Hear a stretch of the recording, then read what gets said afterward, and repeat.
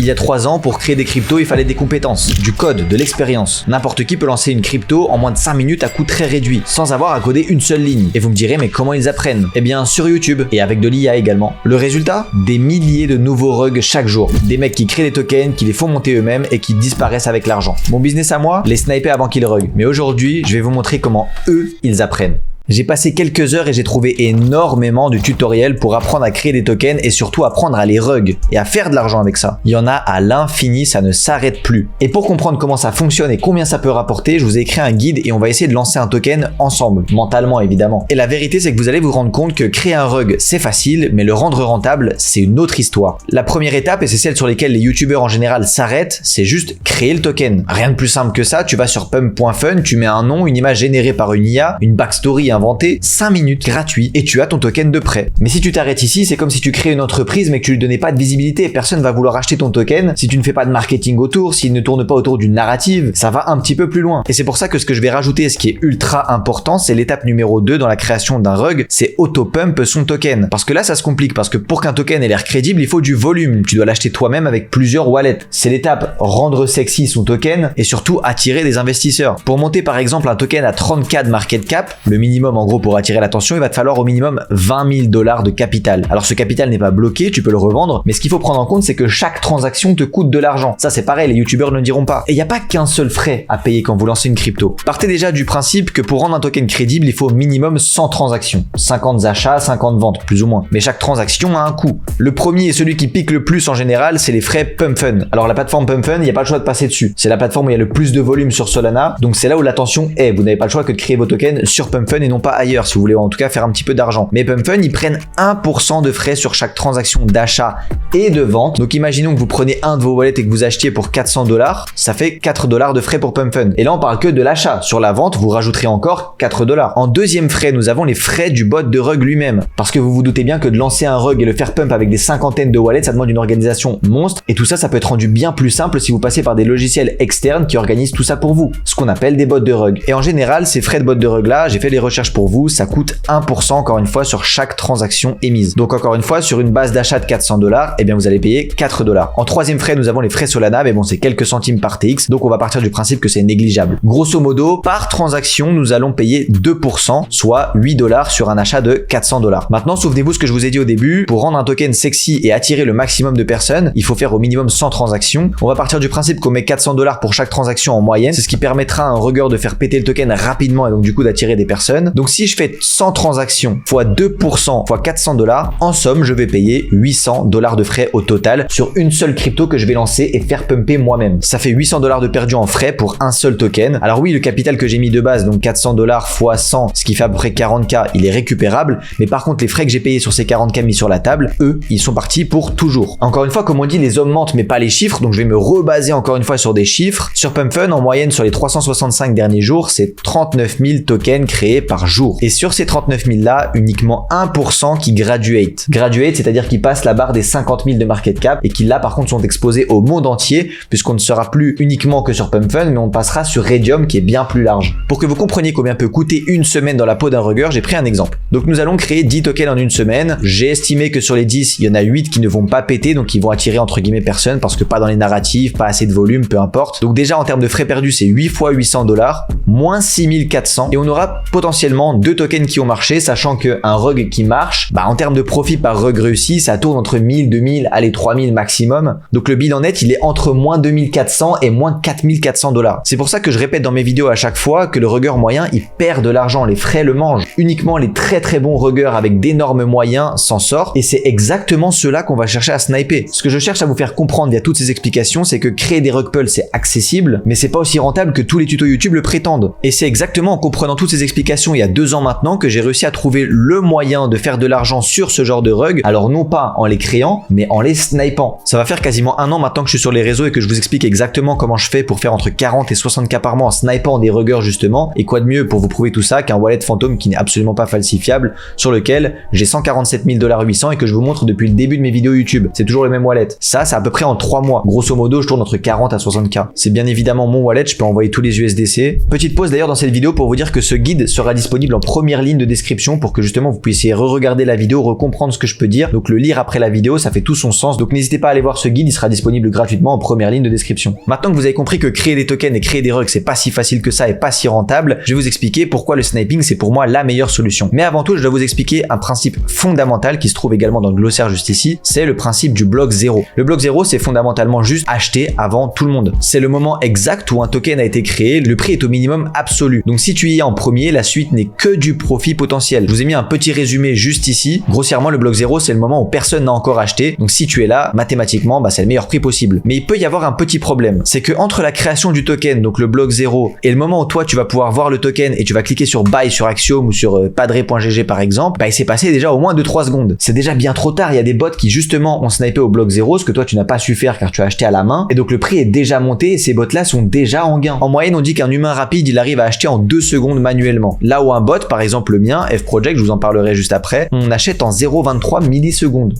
Et pour imager cet écart entre un humain et un bot, dites-vous que là, le bot dont je vous parle, qui est le mien, je suis 8695 fois plus rapide qu'un humain. Et un exemple concret, je vous en montrerai encore dans la suite de cette vidéo. Imaginons qu'un token, donc un rug, a été créé à 14h32 et 18 secondes. C'est là où du coup le bloc 0 est disponible. Que le bot F-Project, eh bien nous, on est réussi à acheter au bloc 0, donc même seconde, meilleur prix. Et que le premier humain à arriver à acheter cette crypto, il arrive à 14h32, 21 secondes. Soit 3 secondes après tous les bots. Donc le prix a déjà pris au minimum 15% et encore je suis gentil. Donc vous comprenez bien avec cette explication du bloc 0 que le sniping c'est la solution pour acheter ultra rapidement et être instantanément en gain sur un rug. Et je vous expliquerai pourquoi on snipe des rugs juste après. Deuxième énorme avantage du sniping, c'est que la bonding curve Pump Fun nous protège. En fait, cette bonding curve, elle suit une courbe mathématique avec un plancher. C'est impossible de descendre en dessous du prix du créateur, donc la perte max, elle est limitée. En général, quand on snipe et qu'on se prend un SL, eh bien on va vendre en moins 15, moins 30%, grand maximum. Et le gain minimum visé, ça dépend de vous, de vos recherches. Je vous expliquerai juste après comment on établit ça, mais en général, c'est à peu près plus 100%. Donc on a un ratio de 3 pour 1 minimum. Autrement dit, on va risquer 30 $ pour en gagner 100. Et c'est exactement cette asymétrie-là qui rend le sniping rentable. On a de potentiels gains qui sont énormes, dépendant évidemment des rugs qu'on va snipe et du développeur qu'on aura trouvé. Et on va avoir des pertes qui sont vachement limitées parce qu'on est protégé par la bonding curve de Pump Fun et le système de calcul mathématique du prix. Troisième avantage du sniping, c'est qu'on reste aux commandes. Alors quand je dis ça, c'est qu'en fait, on va choisir quel rugger monitorer. C'est nous qui allons faire la recherche via Axiom et Solscan, chose que je m'apprête à faire dans cette deuxième partie de vidéo. Et c'est à nous d'aller trouver des devs rentables et de mettre ensuite son adresse dans le bot. Deuxième chose, le bot achète bloc 0 en 0,23 millisecondes. Donc dès que le rugger crée un token, le bot achète automatiquement au meilleur prix. Il n'y a aucune interaction humaine là-dessus. On va regarder si le dev achète massivement, on va regarder si ça lance un petit peu de marketing. Bref, on va regarder s'il utilise ses wallets pour pump, en somme. Et ensuite, le bot va vendre selon tes critères. Étant donné qu'on aura bien fait l'analyse pour trouver un rugger rentable, on aura également pu mettre dans le bot un TP. On peut également mettre un sell low, mais comme je vous ai dit, on est protégé par la bonding curve. Donc quoi qu'il arrive, ce sera 15-30%. Donc personnellement, moi je mets pas de SL. Ou alors on a l'option évidemment de vendre manuellement si on voit que quelque chose ne se passe pas comme prévu. Et enfin, le dernier avantage du sniping, et quand je parle de sniping, je parle évidemment de sniping avec mon bot, celui que j'ai créé il y a de ça 2 ans, parce que ceux qui ne me connaissent pas, du coup, je suis pas juste un sniper de rugger, je suis surtout un développeur à la base. Donc vous savez, c'est le métier où les gens codent des lignes, etc. C'est typiquement ce que j'ai pu faire. Et donc ce que j'appelle pour moi un super pouvoir et ce qui rend mon bot bien mieux que n'importe quel bot de sniping sur le marché, bien qu'il y en ait déjà très peu, eh bien c'est le tracking automatique. Parce que pour les personnes qui connaissent un petit peu les rugs, vous savez que les bons ruggers changent d'adresse à chaque rug. Une fois qu'ils créent un bon token, ils vont chercher à changer d'adresse pour commencer sous une nouvelle identité. Et bien ces transferts-là, mon bot est entraîné pour les repérer. En général, entre les ruggers, on arrive à avoir 3 types de schémas de transfert. Le premier, c'est le schéma simple. C'est un transfert linéaire, donc c'est-à-dire que le rugger va créer un token sur le wallet A, il va rug, il va envoyer tous les profits vers le wallet B, qui est un nouveau wallet qui vient d'être créé. Le wallet B va donc créer un token, etc., comme le montre ce schéma. Et dans tous les cas, encore une fois, ce guide sera en description. Ensuite, on a le schéma mère, donc ça, c'est le wallet central qui finance les enfants. Je mets bien en parenthèse. Chaque enfant va créer entre 1 à 2 rugs, et puis va renvoyer les profits vers l'adresse centrale, comme est expliqué sur ce schéma-là. Encore une fois, le bot détecte ce schéma automatiquement, il n'y a pas de souci, pas d'action à faire pour nous. Et enfin, le dernier, qui est pour moi le meilleur, c'est le schéma exchange. Donc ça, c'est quand les profits sont envoyés sur un exchange et retirés vers une nouvelle adresse qui va servir pour un nouveau rug. C'est effectivement le plus dur à tracer pour ceux qui connaissent un petit peu, parce que vous savez que du coup, les adresses d'exchange sont opaques, mais il y a quelques petites astuces qu'on peut utiliser et je vous en parlerai dans cette vidéo. Mais encore une fois, ça, c'est ce que peut traquer notre bot, il n'y a aucun souci là-dessus. Donc le résultat, c'est qu'on va sniper toujours les meilleurs ruggers, même s'ils changent d'identité. C'est littéralement ce qu'on appelle la différence entre un coup de chance et une stratégie durable. Pour résumer un petit peu ce que peut faire mon bot, c'est un outil d'exécution, pas forcément un robot magique. Parce que quand on parle de bot, en règle générale, les gens pensent que c'est main derrière la tête, je souris et je prends de l'argent. Aucun business te permettra ça, et si c'est ce que vous cherchez, malheureusement, je vous conseille de quitter cette vidéo directement. C'est un business qui demande du temps, notamment dans la recherche des ruggers.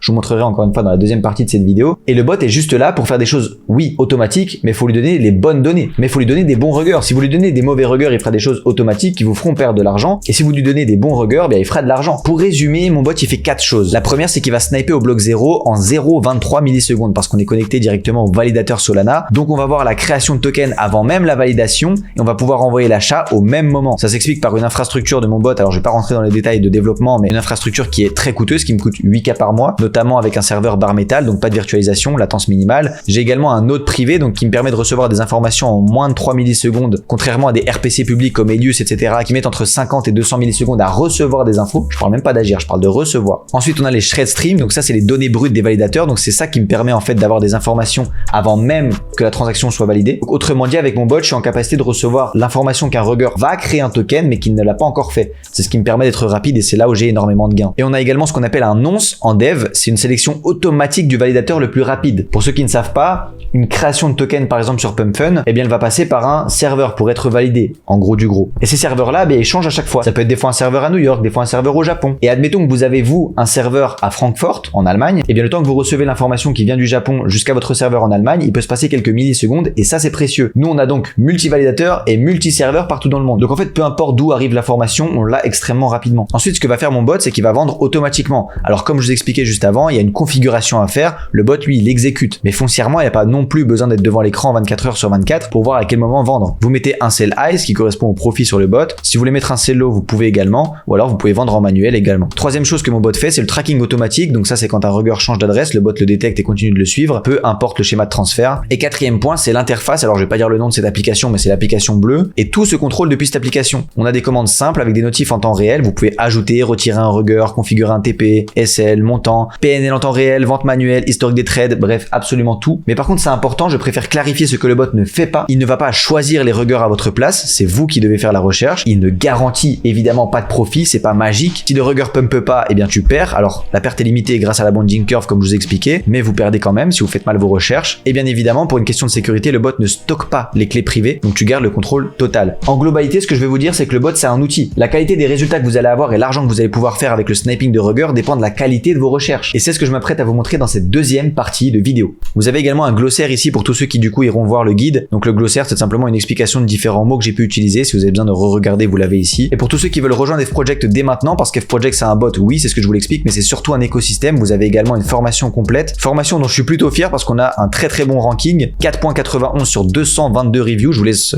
lire un petit peu si vous en avez envie. Dans celle-ci, vous allez trouver 6 chapitres, donc les bases. Je vous explique également les ruggers, comment ils fonctionnent. Je vous explique également la recherche de ruggers, chose que je m'apprête à vous montrer dès maintenant. Je vous montre également l'utilisation du bot avec l'explication de tous les boutons, tout à quoi ça sert. Il y a énormément de features également. Ensuite, je vous montre quelques tips et bonus que personnellement j'applique. Et enfin, pour terminer, un cas pratique. Donc là, je vous montre exactement un snipe en temps réel, un TP, un SL. Je vous montre absolument tout avant même que vous puissiez vous le faire. Donc ça, c'est quand même pas mal. Il y a également 2 lives par semaine, il y a 2 appels privés par mois. Enfin bref, c'est un écosystème complet, mais avant tout, c'est quand même un bot. Donc si vous voulez rejoindre, vous avez le bouton juste ici, ou alors sous chaque page, vous avez ici le bouton pour accéder à F-Project. Il y a un formulaire, ça coûte évidemment de l'argent, c'est pas gratuit. Donc remplissez le formulaire et j'ai hâte en tout cas de vous retrouver de l'autre côté. Et pour cette deuxième partie de vidéo, on va se rendre directement sur axiom.trade. Vous aurez également le lien en description qui est un terminal memcoin. Un terminal memcoin, c'est ce qui nous permet de voir les memcoins qui sont créés récemment. Donc c'est ce qu'il y a de mieux pour repérer nos ruggers. Première chose à faire, c'est d'aller dans la catégorie Pulse. Pour ceux qui sont habitués à mes vidéos, vous connaissez déjà ce que je vais dire. Ensuite, on va se rendre dans Display. On va décocher absolument tout dans Customize Rows à part Market Cap, Volume, Fees, TX, Dev Création, Recent Visitor et Funding Time. On va ensuite se rendre dans la catégorie New Pair. Donc New Pair pour en gros nouveau token, c'est ce qui nous intéresse. Les deux autres catégories, je m'en occuperai pas dans cette vidéo. On va se rendre dans les filtres de la catégorie New Pair, notamment juste ici. On va décocher tous les protocoles et on va ne laisser que Pump parce que c'est là où on est protégé par la bonding curve. On va ne laisser que Sol juste ici. Ensuite, on va se rendre dans Dollar Metrics. On va mettre 30 000 $ de volume minimum. Et dans Audit, on va scroll un petit peu et on va aller dans Dev Pair Created tout en bas et on va mettre 10 maximum. Je clique sur Apply All et c'est parti, vous allez avoir la liste qui s'actualise. Ces critères-là, comme je vous l'ai expliqué dans la précédente vidéo, qui est une vidéo de formation complète A à Z sur la recherche de ruggers, donc n'hésitez pas à aller la voir d'ailleurs, et bien je vous ai expliqué dans cette vidéo que ces critères-là, ils me permettent uniquement de tomber que sur des rugs ou en majorité que des rugs. Si j'avais pas ces critères-là, en gros, gros, j'aurais pu tomber sur des tokens normaux et ça m'intéresse pas trop de tomber sur des tokens normaux, de sniper des vrais développeurs parce que y a un caractère trop imprévisible. Là, les rugs, vous allez voir qu'en fait, on va pouvoir aller voir dans le passé des développeurs, voir ce qu'ils ont pu faire et voir s'il y a une régularité dans les moments où ils vendent tout à chaque fois. Et dans ce cas-là, c'est un caractère prévisible et si c'est prévisible, je peux les sniper et faire de l'argent. Bref, vous allez comprendre ça au cours de la vidéo. Donc une fois que c'est fait, je vais descendre tout en bas et je vais cliquer sur un token, hop, et on va les faire un par un jusqu'à se trouver des bons tokens. Je vais reprendre directement mon petit memecoin.guide de la vidéo précédente. Donc c'est ici que vous allez pouvoir voir notamment les deux méthodes que j'utilise pour faire de l'argent, donc le sniping de rugger, mais également le copy trade de rugger. Et donc là, vous avez également tous les critères que j'utilise pour trouver des très bons ruggers. Allez, je suis gentil, je vous mets également ce guide-là en description parce qu'en vrai, il est complémentaire à celui que je vous ai écrit juste ici. Je dirais que ce guide-là, il est plus pour le côté compréhension et apprentissage qui est pour moi extrêmement important. Et ce guide-là, c'est plutôt dans le côté pratique. Là, vous avez tout étape par étape. Enfin bref, c'est absolument une dinguerie. Personne ne donne ça sur les réseaux sociaux. Je suis vraiment content de le faire. Pour l'exemple de la vidéo, je vais me focus uniquement sur le copy trade de rugger. Donc en fait, je vais aller chercher des portefeuilles dont se sert le rugger pour faire monter son token artificiellement. Parce qu'en fait, ces portefeuilles-là, en général, ils ne les changent jamais. Donc je scrolle un petit peu. Je vais me baser par rapport aux critères que je connais. Donc notamment le win rate, le nombre de tokens tradés. Bref, tout ça, encore une fois, je l'explique dans le guide. Il n'y a pas de souci. Laissez-moi juste faire et vous montrer que c'est réalisable. C'est le but de la vidéo. Ici, par exemple, j'ai potentiellement un bon wallet. Pourquoi je dis un bon wallet? Parce que du coup, il y a 31 achats en 7 jours, ce qui est très bien. C'est pas trop, donc c'est bien. On a visiblement un bon win rate. Je pense que c'est au moins 70%. Maintenant, ce que je veux voir, c'est à quoi ressemblent les tokens qu'il a pu acheter et est-ce que si je l'avais suivi, j'aurais fait de l'argent. Parce que par logique, si sur les 10 derniers, j'aurais fait de l'argent, pourquoi je ferais pas de l'argent sur les 10 prochains? Et c'est ce que j'appelle le côté prévisible des ruggers. C'est pour ça que je vous dis ça et c'est très important. Donc, on va aller regarder directement les 10 derniers achats qu'il a pu effectuer. Je clique sur chaque token qu'il a acheté. Les 10 derniers, on va pas aller trop loin non plus. Je prends son adresse et on va regarder un petit peu. Alors, ce token-là, c'est celui sur lequel on est tombé. Donc, celui-là, hop. Je vois que le premier FB, donc c'est son premier achat, c'est celui que j'aurais du coup copié. Il est dans cette bougie-là, donc deuxième bougie, c'est plutôt lourd. Combien de gains j'aurais fait? Je vais prendre la petite réglette juste ici. Je vais monter au point le plus haut pour voir si j'ai au minimum 100%. Là, au maximum, du coup, j'ai 263. Si j'avais mis 100% de TP avec le bot, je serais sorti en gros au milieu. Donc c'est juste parfait. Sur ce token-là, j'aurais pris 100%. Super, je retiens. Plus 100%. Alors sur celui-là, où est-ce qu'il a acheté? Il a acheté très tard. Donc là, pour le coup, je pense que je prends une perte. Mais comme je vous expliquais, les pertes sont quand même vachement limitées. Là, par exemple, j'aurais perdu 37%. Ok, je retiens. Donc sur le précédent, j'avais eu 100%. Ici, je perds 37. Alors sur celui-là, ça monte pas mal. Où est-ce qu'il a acheté? Il a acheté un petit peu bizarrement. Alors c'est pas ce que je préfère, mais quoi qu'il en soit, si on regarde après son achat, eh bien j'aurais pu prendre 100% et je serais sorti ici. Voilà, là. Donc magnifique, j'aurais pris de l'argent encore. Là par contre ça monte pas assez, il a acheté ici, là j'aurais perdu de l'argent et j'aurais perdu 30%. Encore une fois, protégé par la bonding curve, ça ne peut pas descendre en dessous. Donc là ça fait 100, moins 37, plus 100 et moins 30 au total. Ok, donc là par contre il a acheté effectivement un peu comme de la merde et on perd 30% encore. Du coup sur les 5 derniers tokens de ce mec là, pour l'instant on aurait été rentable à hauteur de plus 100%. Autrement dit, x2 sur notre mise, ce qui est pas mal, mais 5 tokens, c'est pas assez pour faire une moyenne. On doit remonter vraiment au moins 10-15 derniers tokens pour faire une moyenne qui est représentative. Alors ici, il a acheté quand même relativement tard la première fois. On se fie pas aux autres FB, hein. FB, c'est le plus important, c'est le premier. Mais par rapport au point le plus haut de 100%, et si on avait mis un TP à 100, eh bien, nous serions sortis au milieu. Parfait. Donc globalement, sur les 6 derniers tokens, là, nous sommes passés en plus de 100%, ce qui est très bien. Ici, par contre, c'est un peu la cata. On perd très exactement, moins 20%. On reste en plus 180, mais bon, oula, il a acheté très bas, donc là c'est parfait. Là 3%, vous me permettrez, mais je le compterai même pas. Alors ici, il a acheté pas mal, je pense qu'il y a un TP. Ouais, plus 100, il est où? Juste ici. Boum, plus de 180 au global. Son premier achat ici, il est dans cette bougie. Plus 100, oui, largement. Largement. Plus 380, là on commence à parler, hein. Ah voilà, il fallait que je m'excite pour que les mecs foirent. Alors il a acheté encore une fois très bas, donc là si on le suit, boum, eh bien on va perdre 6%, donc c'est très peu. Et celui-ci, qui est du coup le 12e, je crois, ou 10e token, je sais plus. Là il a acheté un peu plus haut, donc on va se faire un peu rect. Et là on se prend un bon moins 45 parce qu'il a acheté un peu comme de la merde. Mais globalement, comme vous l'avez vu, vous avez suivi le calcul avec moi en direct, on aurait gagné plus 340% sur les 10 derniers tokens de cette personne-là en l'occurrence, sachant que j'ai pas poussé les recherches, hein, j'ai pris le premier venu. J'ai regardé littéralement le premier token et j'ai recherché un petit peu, j'ai pas poussé vraiment les recherches, je pense que j'aurais pu trouver mieux. Mais quoi qu'il en soit, plus 340%, sachant que le token le plus loin que j'ai regardé date de 18 heures. Donc techniquement, les plus 340%, c'est en 18 heures, ce qui est très peu, ça fait moins d'une journée. Donc en une journée, vous aurez pu passer un Solana en 3,4 Solana. Ça nous fait 2,4 Solana de profit, qui fait très exactement $210. Je sais pas si vous savez, mais du coup, $210 x 30 en un mois, ça fait 6003 déjà. Alors évidemment, je simplifie bien les calculs, mais le fait est que j'ai quand même trouvé un rugger qui est pas du tout dégueu et qui peut vous permettre de faire 6K par mois si le mec est rentable sur 30 jours de cette manière-là. là. Alors faudra l'analyser, faudra continuer à voir si de jour en jour il reste très stable, et si c'est pas le cas, eh bien on le cut, c'est pas grave, on va en rechercher des nouveaux. Les ruggers c'est loin d'être ce qui manque, il y a 40 000 tokens qui sont créés sur PumpFun par jour, donc on est ok à ce niveau-là. Et toutes les stratégies de test de ruggers justement pour voir s'ils nous repèrent, s'ils restent rentables, quoi faire si c'est plus le cas, quoi faire si c'est le cas, parce que c'est aussi des stratégies différentes de les scaler. Tout ça je l'apprends dans la formation, vous en faites pas. Je sais à quel point ça peut paraître flou, mais ça l'est pas du tout en soi. J'espère vraiment que cette vidéo vous aura aidé les amis, j'espère vous avoir donné le maximum de valeur. En tout cas ce guide il sera en première ligne de description avec également le guide d'action, donc comment trouver des ruggers, ce sera le memcoin.guide, deuxième ligne de description. Et si vous voulez rejoindre l'écosystème F-Project et faire partie de tous les membres qui arrivent à vivre du sniping de memcoin aujourd'hui, ce qui est assez fou, comme cette personne, encore cette personne. Ah, il y avait cette personne aussi. Eh bien, cliquez directement rejoindre et remplissez le formulaire. Je serai ravi en tout cas de m'occuper de votre onboarding si vous êtes sélectionné. Préparez vos Solana parce que ça coûte évidemment de l'argent. C'était votre gars FOMO. N'hésitez pas à lâcher un pouce bleu et à vous abonner. Ce genre de contenu, ça prend du temps. D'autant plus que c'est des choses que je fais naturellement depuis 2 ans et demi. Donc, arriver à, entre guillemets, simplifier des choses que je fais au quotidien, c'est très compliqué. Et la meilleure des récompenses que j'aurai, c'est d'avoir un commentaire de votre part qui me dit que vous avez bien compris ce que j'essaie de vous faire comprendre, que vous avez pu faire vos recherches par exemple tout seul et trouver des bons ruggers, et encore mieux que vous ayez rejoint F-Project. Bref, c'était votre gars FOMO. Ciao, ciao!